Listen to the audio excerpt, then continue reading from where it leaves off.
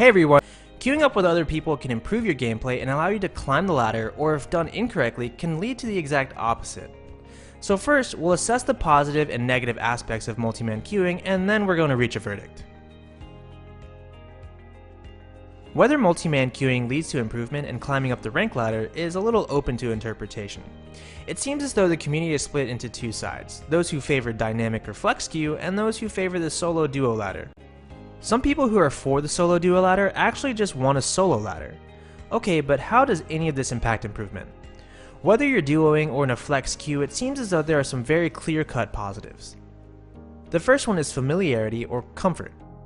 If you're playing with these people, it's almost a given that you somewhat trust or know this person's playstyle. You've seen this person or these people play, and you're comfortable with playing with one or more fewer variables. This is great, because I've mentioned the unknown variables and how they can lead to negative emotions, so having a familiar face during the games can help you combat the negative emotions. Expanding on this point, you're comfortable enough with their playstyle and you can base your gameplay around that. For example, if you're the jungler and you're flashing in for a gank for mid lane, you know your friend will instantly respond. The next one is communication, and more specifically, voice communication. Communication is actually extremely powerful between players if done correctly. Very often it will lead to whether or not you can win the game. You can almost guarantee that a 5-man pre-made with comms will win out against a group of randomly placed players of the same skill level. And then you have fun. Yes, fun, which we talked about in a previous video. Ranked matches can be an extremely daunting 40 minutes, and having someone to talk to will make games more enjoyable. This can also help you cope with other negative emotions that we've talked about throughout this course, like ranked anxiety, pessimism, tilt, harmful self-criticism, and so forth. Why? Because we're humans, and being able to articulate our problems to other people could be extremely helpful. Reflecting together on the mistake or situation allows you to improve and learn together. Last but not least, they will stick with you through the good and bad times and encourage you to stay goal-oriented. Having a friend to remind you that you're striving for the same goal is always super helpful. And now, let's go over the negative aspects of multi-man queuing. Now, up until this point, we've pretty much painted a picture that the people you would be playing with are pretty much saints. This isn't to say they aren't saints, but sometimes they may not be trying to achieve the same goals as you. You might be trying to play really competitively, and maybe they're just trying to play more for fun. You want to make sure that the people you're playing with have the same expectations to make this work. Next, let's talk about something more objective, Riot's matchmaking system. Let's start this off by saying your rating, such as Gold 3, is more of a facade. Under the hood, your ELO or matchmaking rating is actually a number.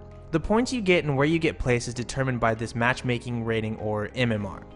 The more people you play with, the harder it is for Riot to determine what players you should play against. An average team MMR is a good place to start, but there are so many other factors, like what if your higher MMR player is support and their higher MMR player is top lane?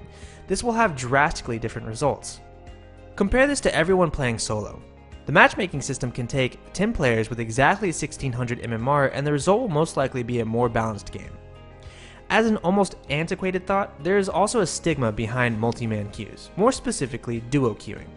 Because people assume that duo queues should have a better chance of winning due to communication, they're let down when they lose with the duo on their team. This is called negativity bias in psychology. They may have equal amounts of good and bad experiences with duo queues, but the bad ones stick out the most. Bad duos can generally stick out and give the perception that duo queues suck, which can lead to some extra flame in your game. Now, let's get to the verdict. Should you multi-man queue or not? The answer is almost always certainly yes, given a couple of conditions. The potential benefits really outweigh the negative aspects. Some of these conditions can include your duo partner can't be a rager and must share your overall goal in game. If you're playing to be competitive, so should they. Just as a few tips, the communication can even be bolstered by playing certain roles. For example, by playing ADC while having someone support, you can make the laning phase extremely favorable for yourself. Or playing mid lane and someone else playing jungle. So what if you don't have any duo queue partners? Well, like me, you can add people from your games to your friends list. You can invite them to normals to get more of a feel of how they play, and maybe add them on Skype when you start queuing together. Otherwise, there are great options to look at, such as Reddit LFG groups. In conclusion, stepping outside of the stigma that surrounds multi-man queuing and truly assessing both the positive and negative aspects based on your own experiences can be extremely beneficial. Thanks for watching everybody, and I hope you find out whether or not multi-man queuing is right for you.